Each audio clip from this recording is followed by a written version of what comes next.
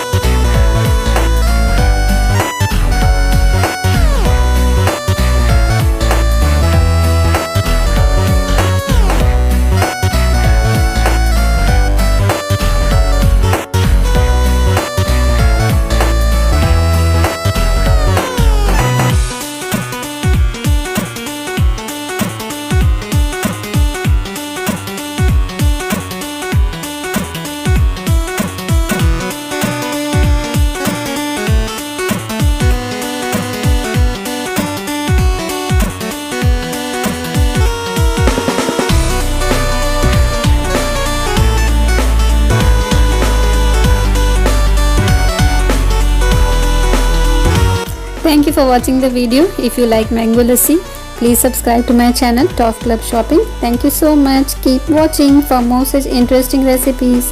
Thank you.